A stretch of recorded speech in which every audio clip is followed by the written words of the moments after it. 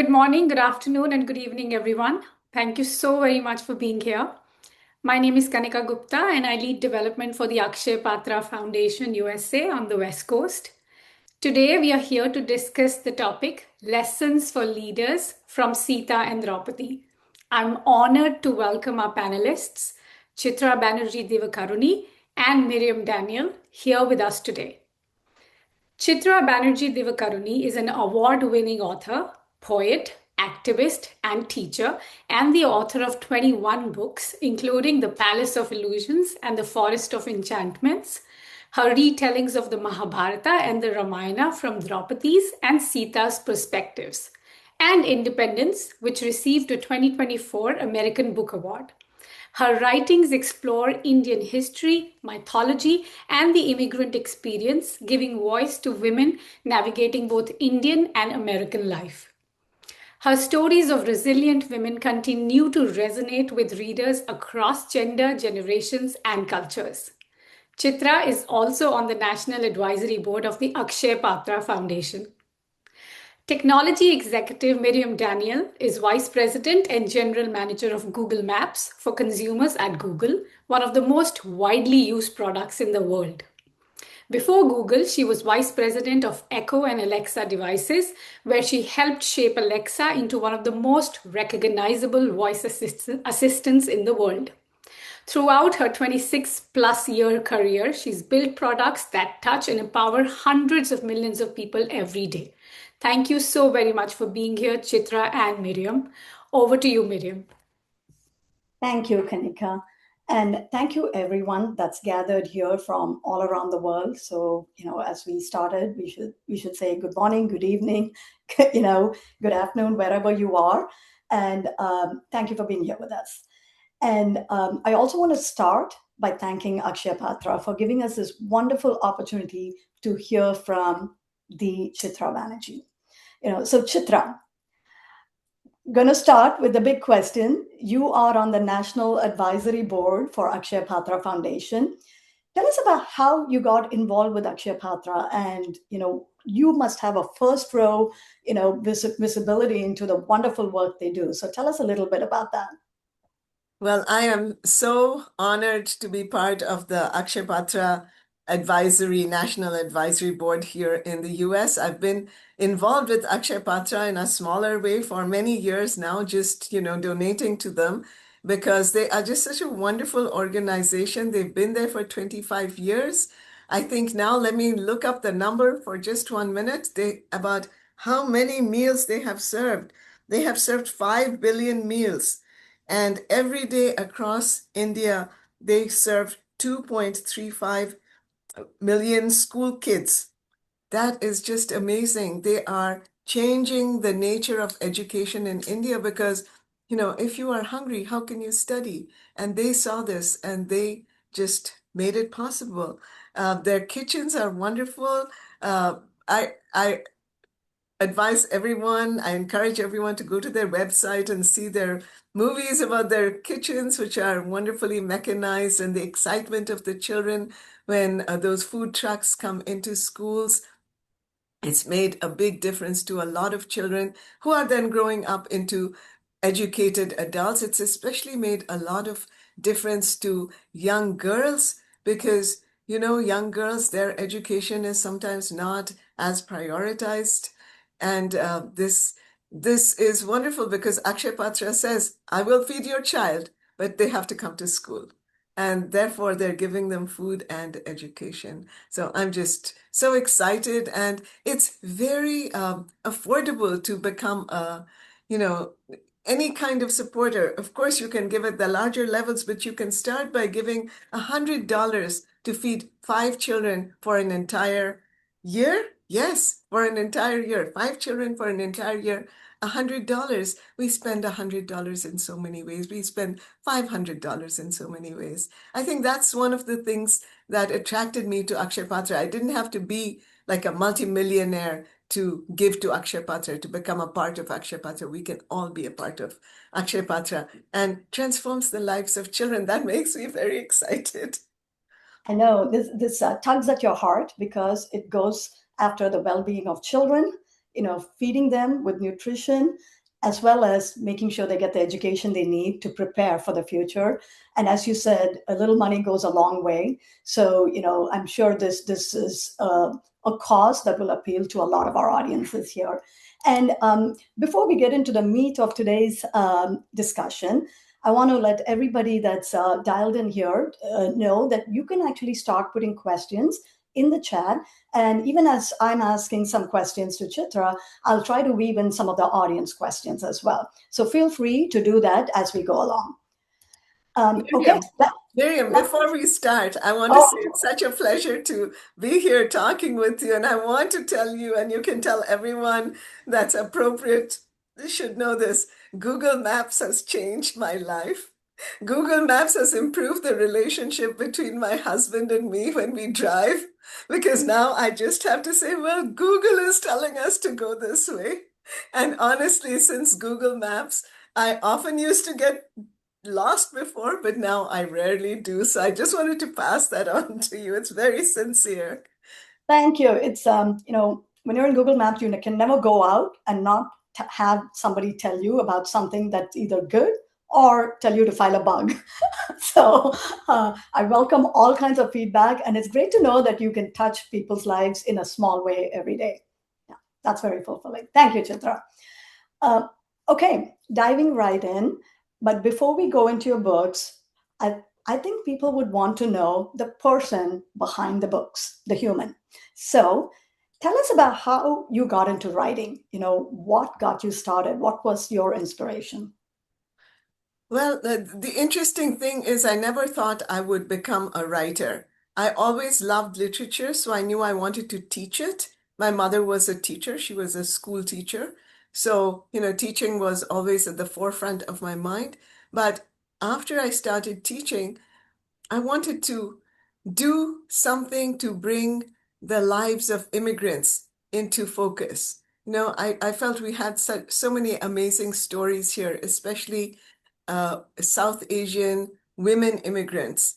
And no one at that time, or very few people, were focusing on them and telling their stories. So that's how I started writing just for myself.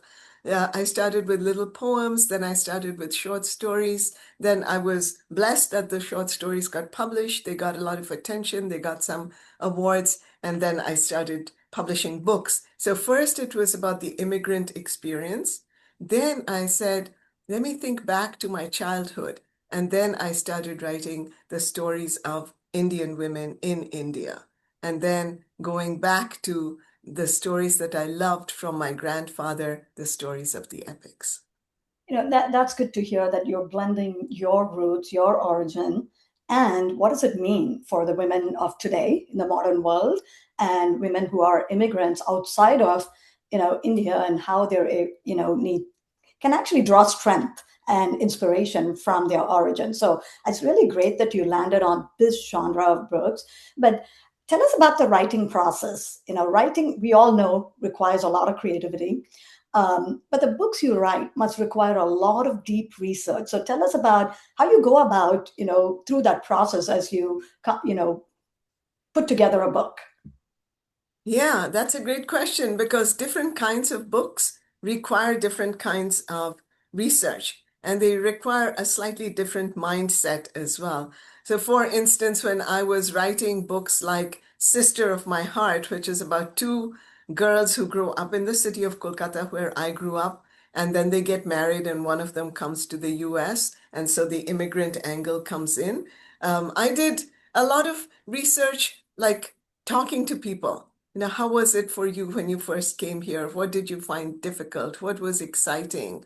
How was it to leave the people behind? I knew some of that myself, but I wanted to get some of it. And then I had to do research about women's situations in India at that time. That book is set in a period where there was a lot of amniocentesis, and girl fetuses were being aborted. So I needed to do the right kind of research for that. So that was one kind of research. When I was writing a magical book like Mistress of Spices, which got made into a movie, and it's about a woman in a spice store in the US who knows how to use the power of the spices to create remedies, not just physical remedies, but magical remedies for the immigrants who come to her store. So I had to do a lot of spice research. I had to do a lot of research on magic. I had to do a lot of research on, again, immigrant issues. What would people come to her store with? What are the problems young people were facing, old people were facing? So you see how research moves. And then when I moved into the epics, it was a whole other kind of research. And I really had to be careful because I didn't want to get it wrong. I didn't want people to say she just made it up because my project was I was going to show the women, the heroines of epic, Sita, Draupadi, several other women in the epics, in a whole different way, as much more agented. They were really in many ways controlling and shaping their lives, or at least they were shaping their responses. And I read so many versions of the Mahabharata and the Ramayana. Now, some people don't even know that there are so many different versions down the ages, down the centuries. So that was a whole other kind of research. That is so good to hear. Like there's a lot that goes into writing a book, and to know that there's a lot of lot of facts that you have dug out from different versions of these books from the past, and then piece them together. But something has prompted you to tell the stories in the first person through the eyes of the female, you know, prominent female characters in the book. And so we can sort of guess why you went that way, but it would be great to hear what brought that voice out for you. Why did you choose to write it from that perspective?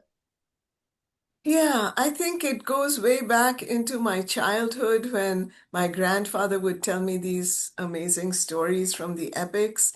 And, at first I was just a child. I enjoyed the stories. But as I got into my early teenage years, I really was very interested in the women.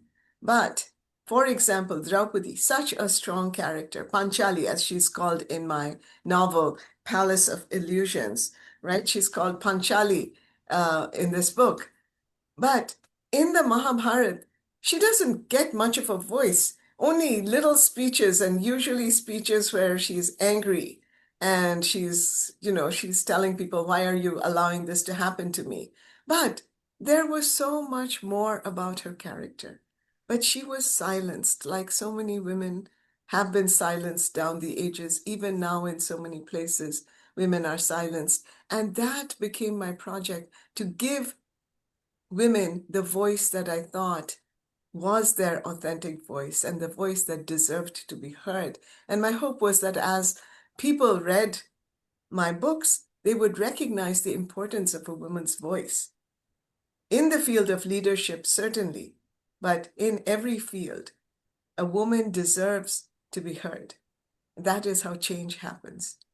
And when other women hear women, an amazing kind of change begins to happen inside them. That's different from if they hear men talk. It's just different. I love what you just said, that in every field, women deserve for their voices to be heard. And it means a lot when other women around you hear that voice. It kind of, maybe it's, you always take away something from, looking at another woman, how they're leading, how they're speaking up, things like that. But speaking of voice and assertiveness, somewhere along the way, Draupadi actually spoke her mind and then end up paying the price for it in that story. And sometimes today's women, when you speak your mind, you kind of get labeled as being difficult or aggressive or, some negative label, and it's not always welcome. So, if you translate, your narrative to today's world, what is the advice you would give to women so that their voice is both heard and valued, regardless of what the message is? Sometimes the message is great. Sometimes a woman might have to give a hard message, but how do they avoid the label and make sure the voice is heard and valued? Yeah, I think that is always a challenge. And I'm going to say at some point, we have to not care, right? We have to say, this is an important message and I will give it. And being popular is secondary to that. So I will give it. And as Draupadi, if I have to pay a price for the sake of everyone around me, including myself, I'll pay it. So that's the difficult part. But then we have someone like Sita, who is much better at it, or at least she gives her message in a way that people find easier to hear. So I think I myself needed 15 years of growth and maturity before I could tell Sita's story. Because That's Sita's story, which comes in the Forest of Enchantments, um, Sita's been given a bad rap, I think, in a whole different way from Draupadi. But you were going to say something, please. I was actually your point about taking maturing your own style and how your voice comes out is it actually happens to every one of us. I can also attest to the fact that in the early years of my career, maybe I was a little too direct, and maybe I rubbed people the wrong way.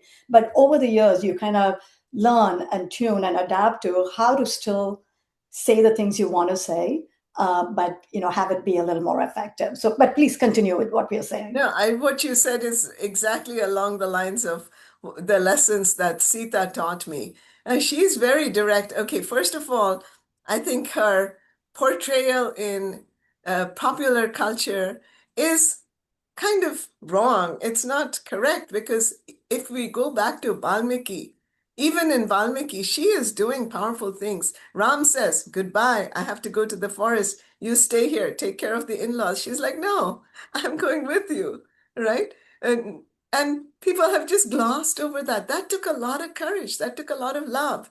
That took a lot of insistence for her to go. All right, she goes to the forest. Ravan captures her and takes her away and imprisons her. She is so strong that he can't do anything to her, and he actually respects her. All right, so how to deal with difficulty. I think Sita is a great model. For no fault of her own, later on, because of what people are saying, she's banished to the forest, fully pregnant. Yes, she goes through, she's a human being. She'll go through the difficulties. Then she'll look at, all right, here's my situation.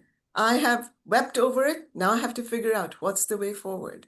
And she takes that way forward.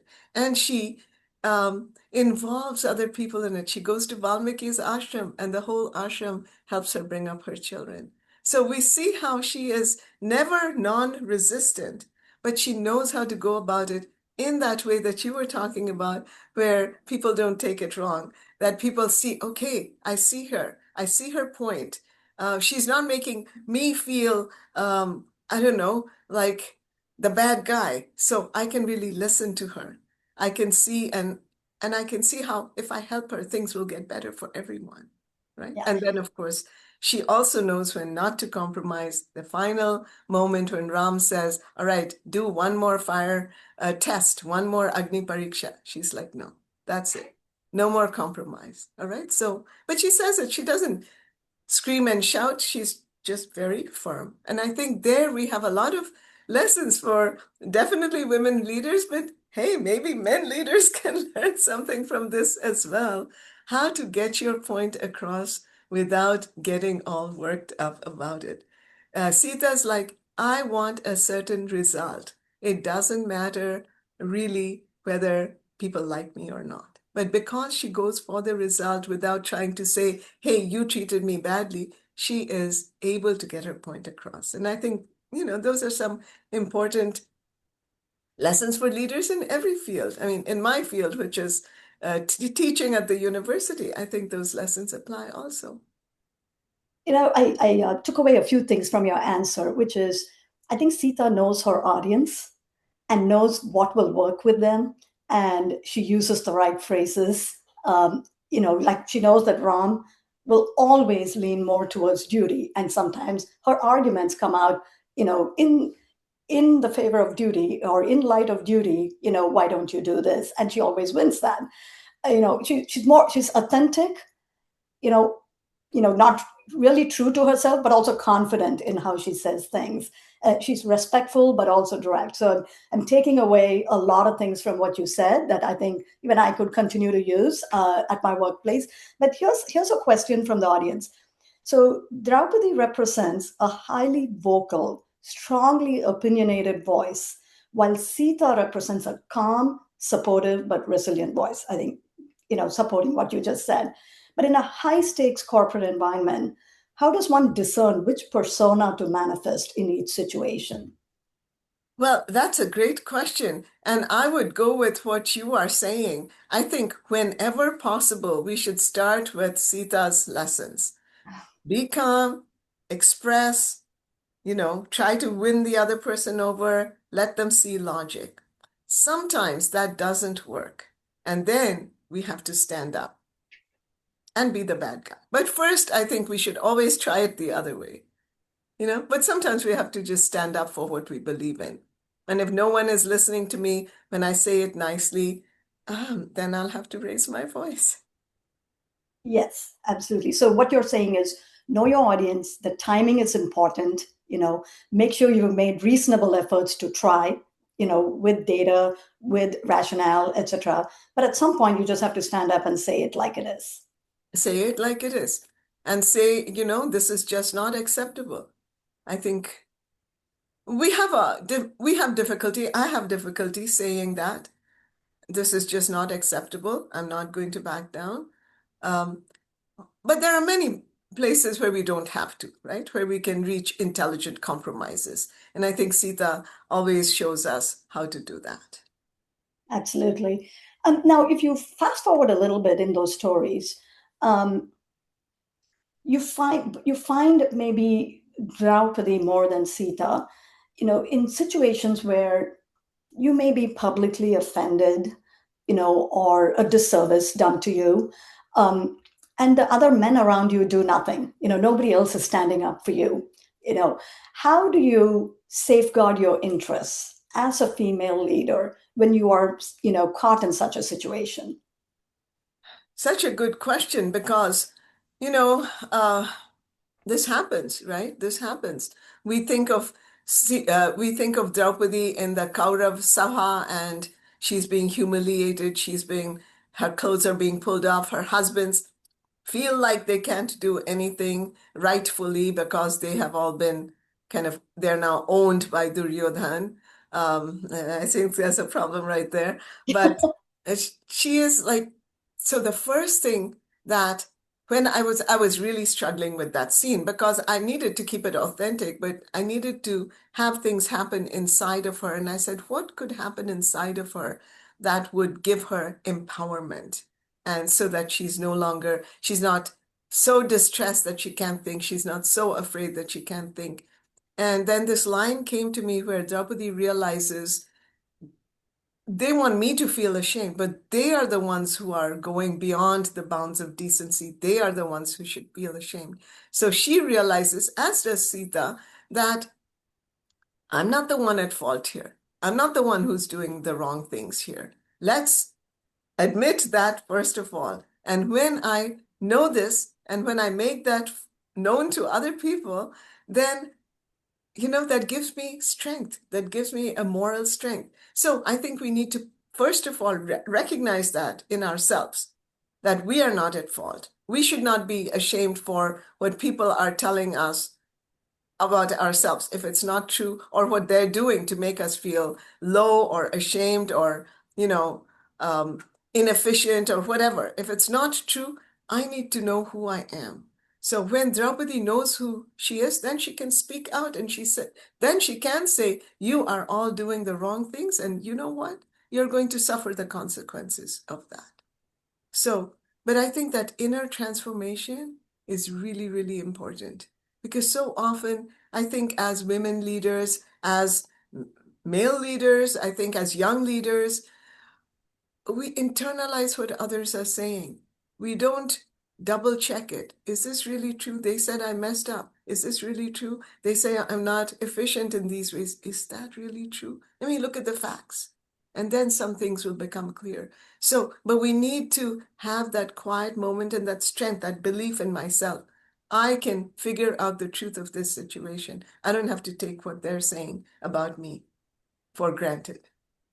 Your words resonate so much because one of my mentors told me when you are in a situation and you have this self-doubt, have a one-on-one with yourself which is what you're talking about in the corporate world.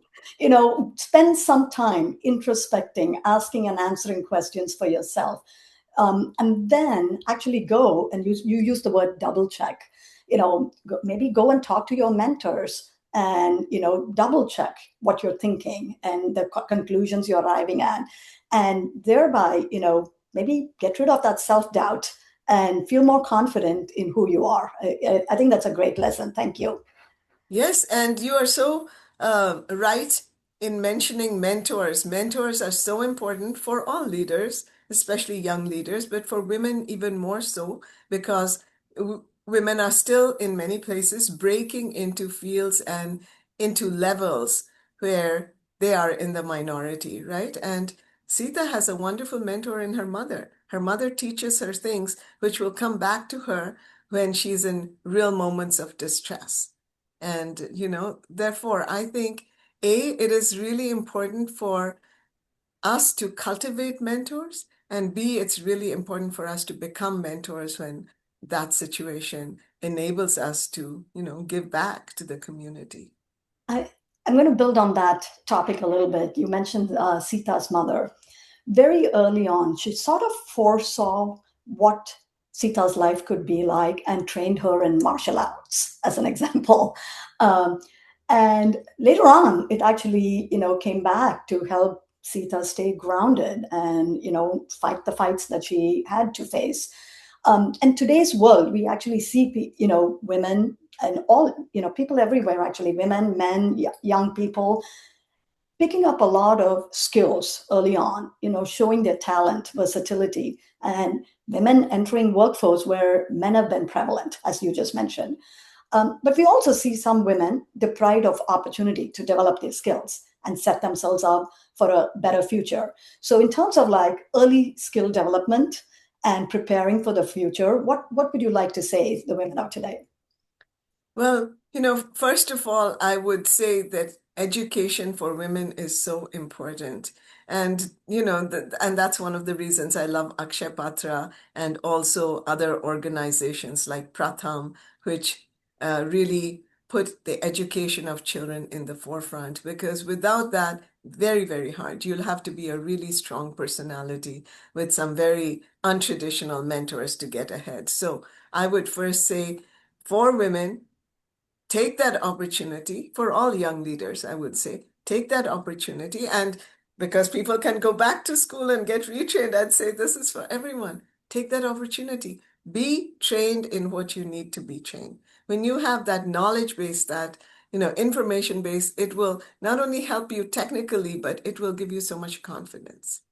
To people who are bringing up children, I would say prioritize the education. And, in our community, that is often the case. But don't prioritize the education like you think your child needs to learn. Look at what the child wants. Look at what the young person wants. Look at what they want to major in college and encourage all that. Because we need people to be good in many different ways and many different fields, not just the old traditional ones. So I would say that mentorship, that opportunity, and that desire in the young person, I will learn, I will become, I will become an authority in my field. And I think we all can. In this day of knowledge dissemination, we can become authorities in our fields. Yeah, I would reiterate developing multifaceted skills. There's the hard skills, the things that they teach you in schools, the soft skills, which is, we talked about how to communicate and use your voice effectively. And sometimes there are life skills that you have to learn as well. And surely both Draupadi and Sita, by the end of their stories, they have learned a lot of life skills. In the I would agree. beginning of Draupadi's story, she and her mother-in-law Kunti are very much having conflicts because Kunti is like the older executive. She's been in charge. And now here comes this young, beautiful woman, and she's taking control of my children. She's taking control of my empire. I can't allow that. And so there's a lot of there's a lot of conflict, but both women will learn how to work with each other and finally they'll recognize something which I think is very important, no matter which field of work we're in, that on some level, we have the same goals, right? And once we recognize what are the same goals and we work towards that, I think as leaders, as women leaders, we will find more support if we can explain that, look, your goal and my goal, they're not different. I might have a different way of thinking about it, but we really want the same thing, which is the good of ourselves, our community, and whatever organization we're working for. I simply want to say to the audience that's listening in here, this is not just something that works for women. It works for everyone in the corporate world, in entrepreneurship. Collaboration is key. And the way to, establish strong collaboration, strong partnerships is to find common goals, and start from a point where you see eye to eye and then work towards better outcomes. So what you're saying is definitely a wisdom from the ancient times that you can bring into the modern world for sure. I'm glad to hear that from you because it's my great belief that, the ancient lessons, many of them are timeless. Absolutely. There's a couple of audience questions here, so I want to give some airtime to that. Maybe I'll go with this one first. We've talked a lot about Draupadi and Sita and kind of pulled out some of their good qualities. You may have touched on this a little bit earlier, but which of their qualities do you not agree with? Like if you were to say, today's readers, don't do that. Don't think like that. Yeah. What would that be? Yes. And that is such a good question because, my women, my Sita, my Draupadi, I wanted them to be human, right? So they have their problems, they have their faults, they have their short-sightedness. One of the things that Draupadi wants right in the beginning, and, especially when she's dealing with Kunti, is Draupadi is like, my way or the highway. And so that's one of her traits. She wants her way. And sometimes it helps her, and a lot of times it doesn't. So I think that's something we should watch out for. Yes, we need to know what we want, but we also need to know when to compromise and when to listen to other people. A lot of times, Draupadi is like, no, if you don't do it my way, listen, I'm just going to create trouble for you in as many places as I can. The other thing that Draupadi wants to do, and this is really from the Mahabharata, is she wants to be in control of her husbands, right? She wants to be the force that guides them. There are times in the Mahabharata where they're like, we're in the forest, we're doing okay. Let them have the kingdom. She's like, no. What are you talking about? Right? So sometimes it's good, and sometimes it pushes her to further revenge, perhaps more than necessary.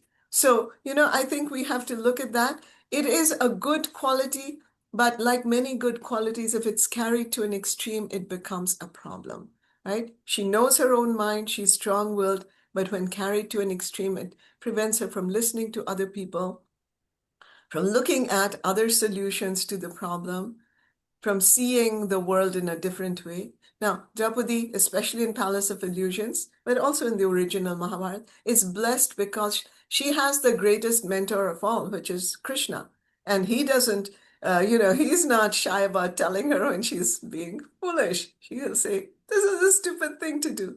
So we should be willing to listen to mentors, right? We have to choose them carefully, but when they say things that we don't like, we have to listen to them. And that's tough, especially if we're strong people, if we're strong women, if we have to fight many battles to get where we are.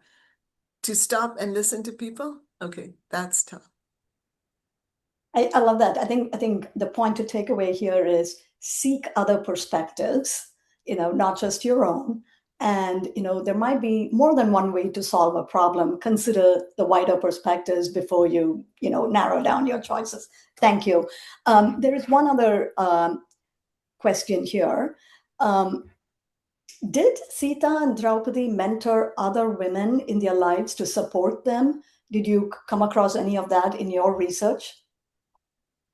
No, the short answer is no, because Draupadi's story will end very soon after the battle is won. After that, it's shortened. However, in my book, I make it a point. I make it a point that there are communities of women around them and that they are in positions of leadership.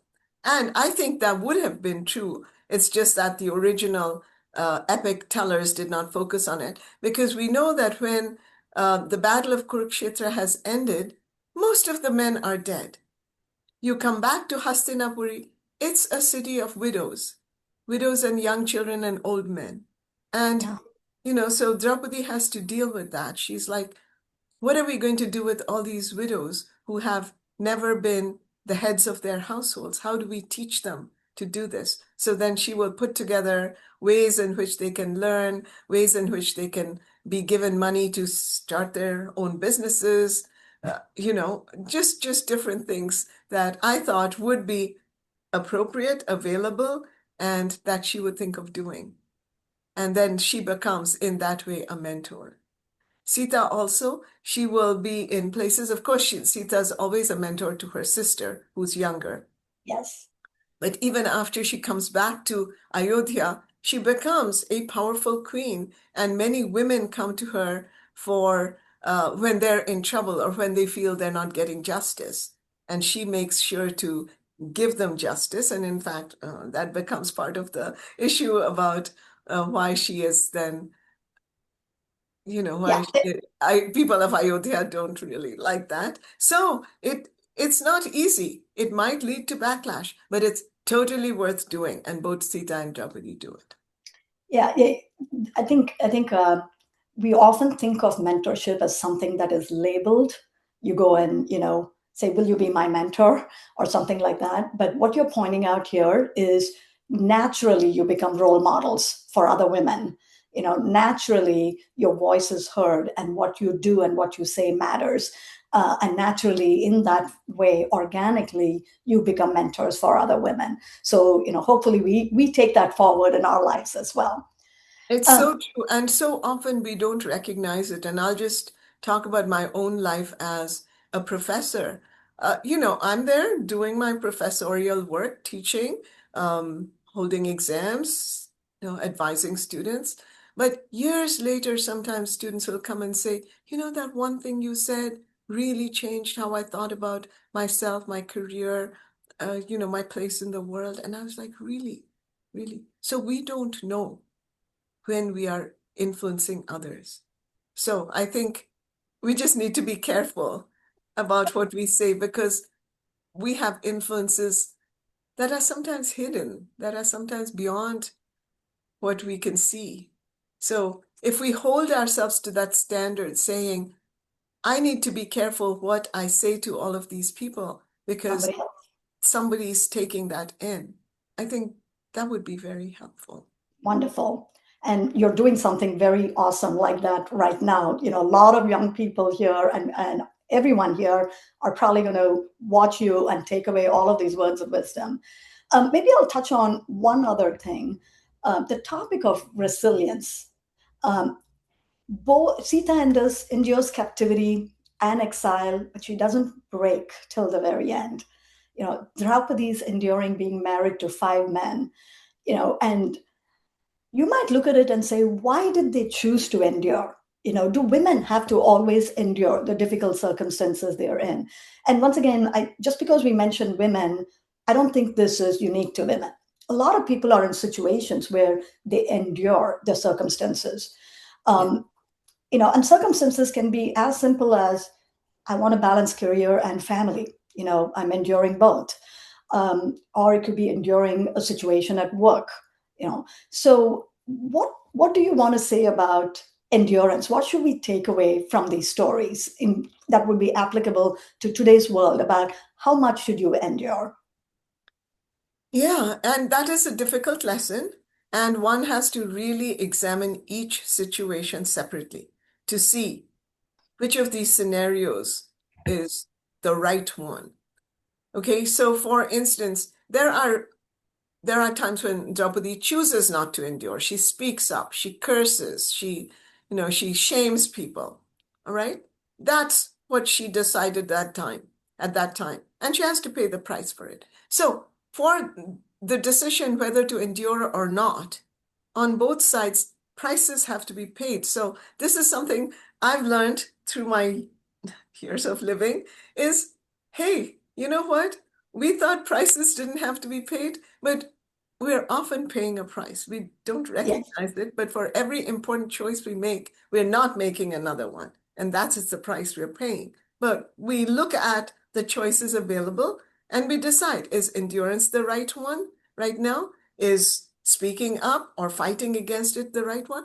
We have to use our inner intelligence to decide that. It's not like one is better than the other. Sita, for example, she's captured by Ravan. She goes to Lanka. She's fighting against him all the way going to Lanka. She's literally physically fighting him. At a certain point, she realizes this is not working. I have to choose another strategy. And then it becomes endurance. So I think that's the moment that's really important for all of us, and certainly for leaders, male or female. We look at the opportunities available to us. We look at the choices, and one of them will be rebellion and one of them will be endurance. And sometimes there will be some things in between where we balance those two. And we have to recognize what that is.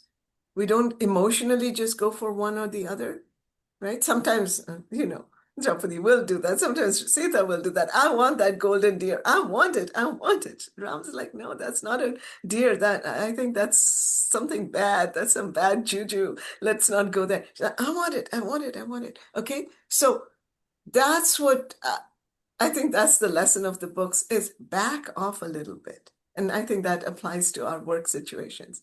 All of this is going on. Back off a little bit. See, do I need to protest or do I need to endure or do I need to do something in between? I think that's what I would say. That takes a lot of self-awareness, I think, to be able to pause in the heat of the moment and say, you know, what choice I should make.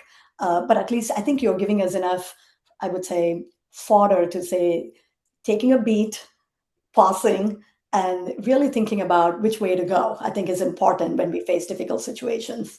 I think that's so true. And that's what happens to Sita when she's left in the forest and she's pregnant and she's like, this is not any fault of her own. She's so distressed. She feels so hurt. She's like, this is so unfair. And then she does that. She says, let me back up. Let me take a moment. All right, this has happened. Now, what are my choices? That was a tough lesson for me to learn, not to just run in there and say what I was thinking and express, righteous self-indignation, righteous indignation, right? Self-righteous indignation. I think all leaders, especially Yes, women leaders, need to do that. Yes, I'm in a bad situation. People have been bad to me. That's not the point. The point is what do I need to do next? yeah, And definitely a lesson Sita I've learned in teaches my that career lesson. as well, to pace yourself. Anyway, there's a couple more good questions from the audience here.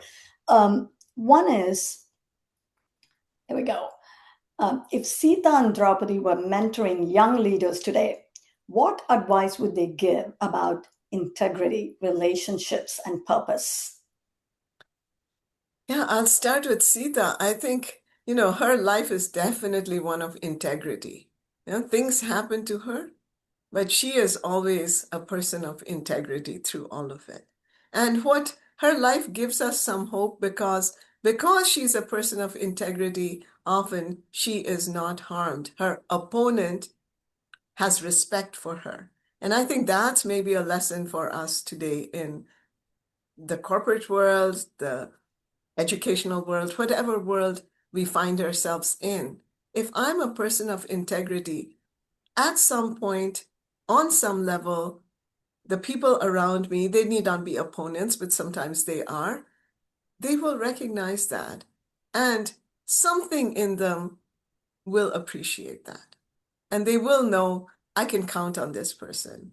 And that's important, right? So I think having that integrity and expressing that integrity and saying, okay, these things can be compromised on and these things cannot. I cannot compromise on that.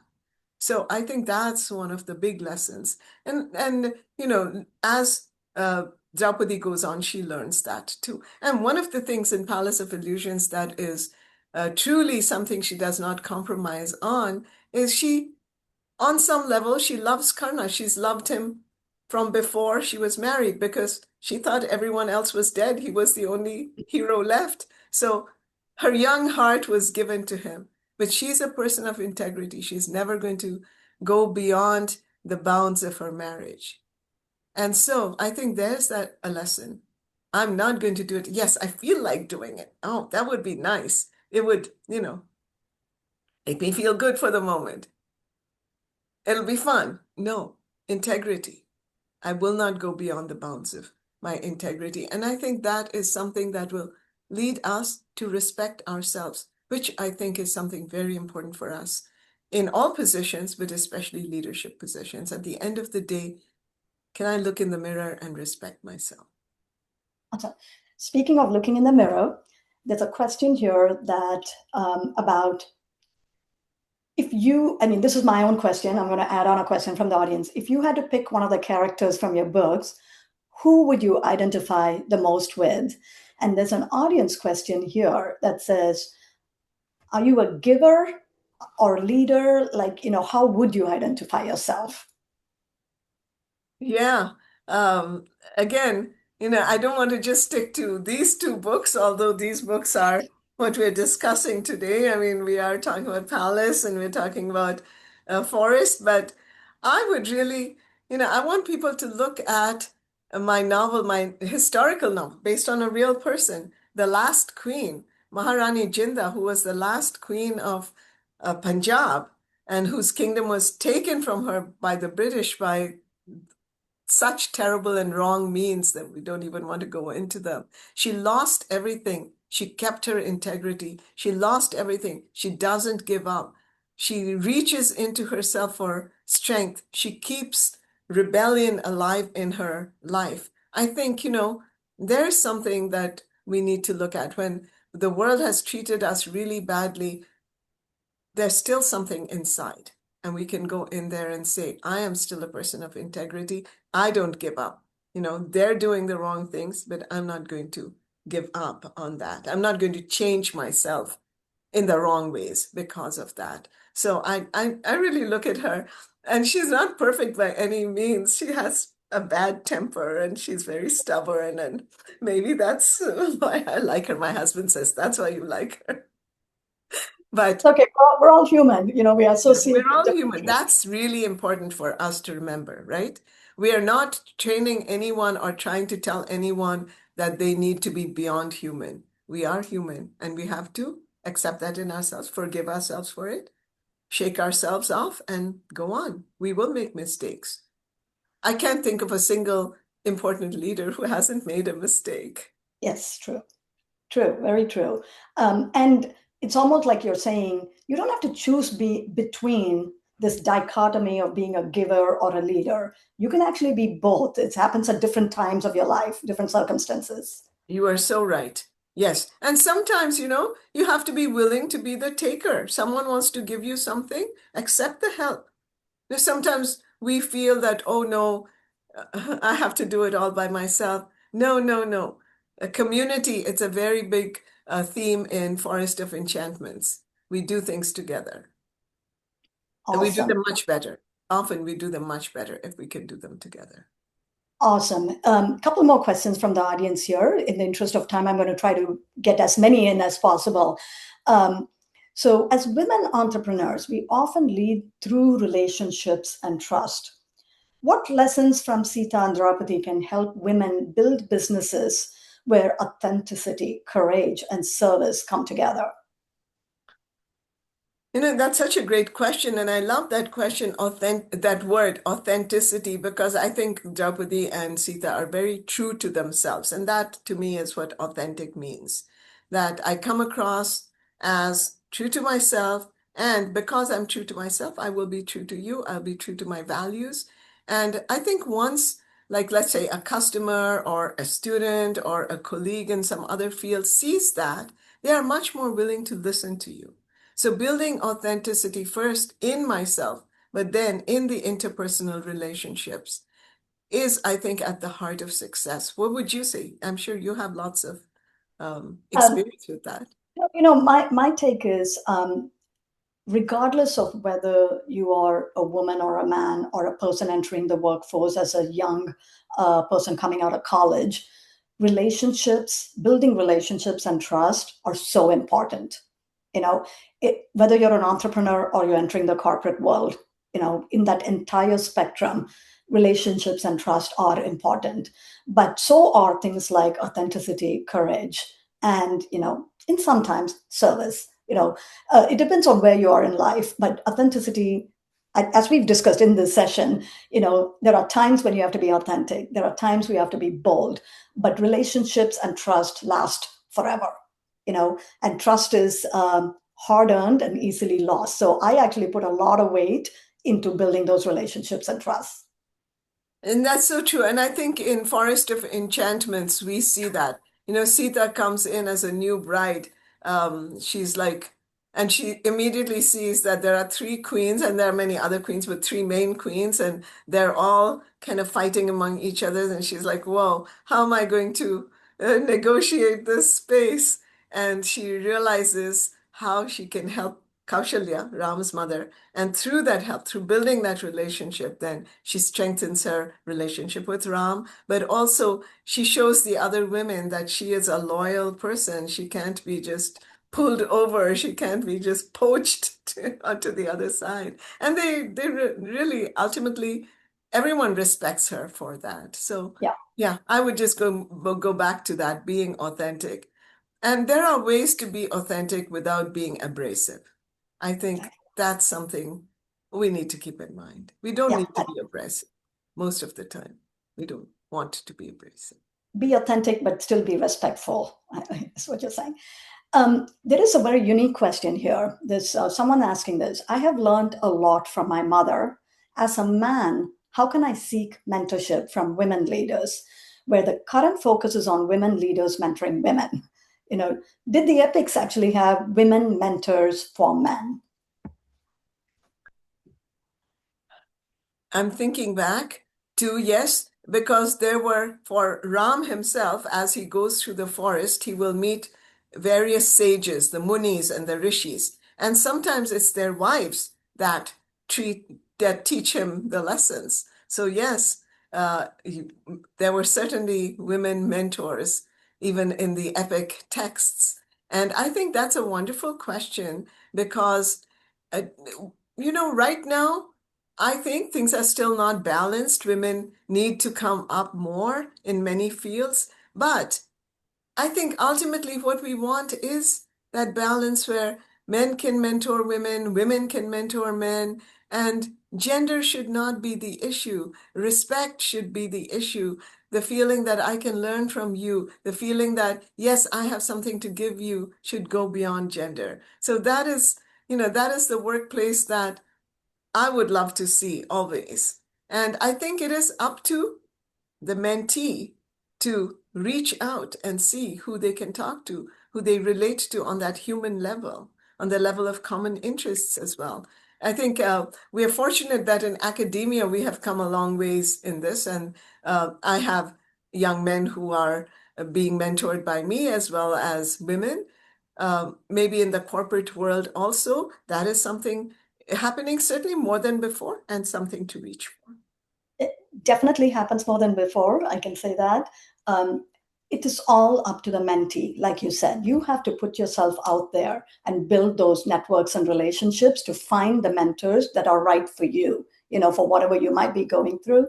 The one other thing I would say is, it's not just one mentor, right? You can seek different people for different types of problems, for different circumstances. And sometimes a woman leader might be the person to seek out, and sometimes another male who has, maybe been through something like this might be a better person to seek out. So, have that diversity of influences in your life and perspectives in your life. Yeah, so important. Have that diversity. And we are blessed that we are in a time where that diversity is possible for us. Absolutely. We are about 4 minutes to finishing up, so I want to, start winding up here. But I would love to know, and I'm sure the audience would love to know. We talked a lot about mentors, role models from the epics, from current times. You know, do you have a role model, Chitra? And how do you seek out perspectives when you need to lean on others for either strength or clarity or to make an important decision? What do you do? That's a good question. It's a difficult question because at different times of my life and in different fields, I have different role models. I think as I was growing up, my mother was my role model.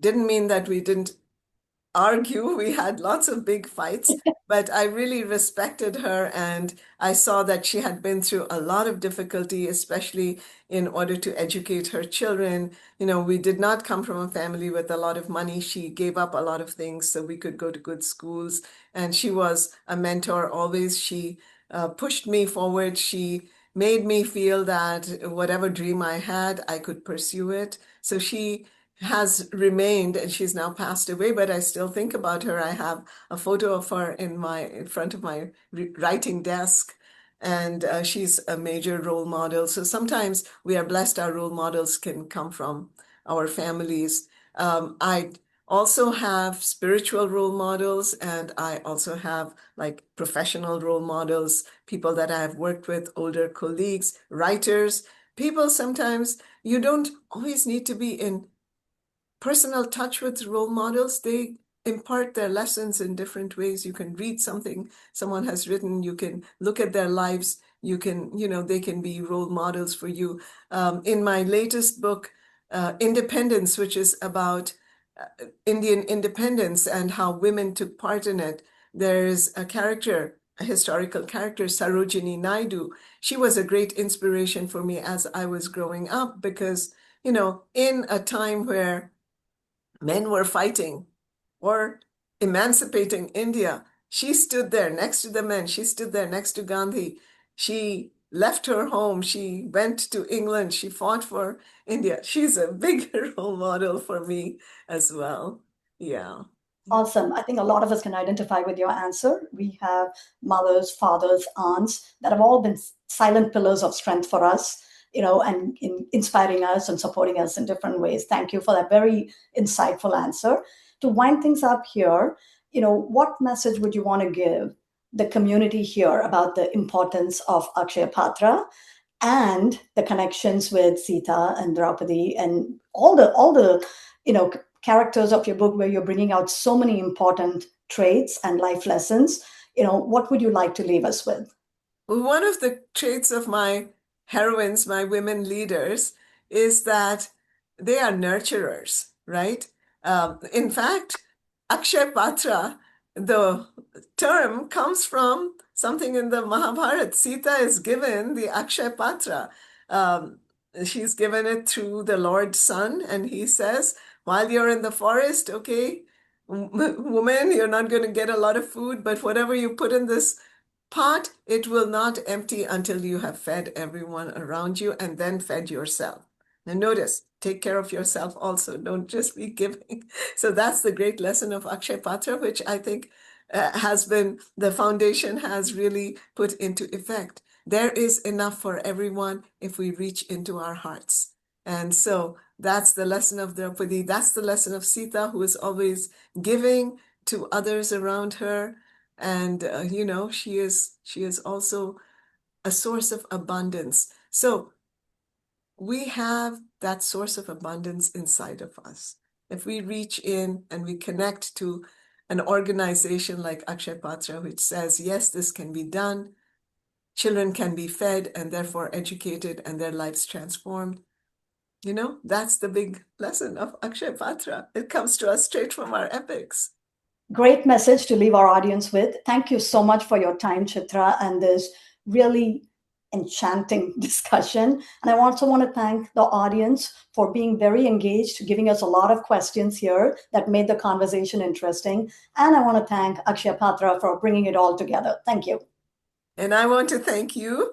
You had such wonderful questions, and it was so fun just chatting together. I want to thank Akshay Patra for the great work that it continues to do, like day in, day out, every day, every school day, those kids are being fed. And thank you to the audience. Thank you to all my readers. I would not be a writer without you. So thank you very much. Thank you. Thank you so very much for your leadership, efforts, and time for the Akshaya Patra Foundation, Chitra and Miriam, despite your extremely busy schedules. And audience, thank you for spending your Saturday morning, afternoon, and evening with us. If you'd like to support Akshaya Patra and empower children through food and education security, please visit our website, apusa.org. Thank you so very much, everybody. Chitra and Miriam, especially you both. Bye.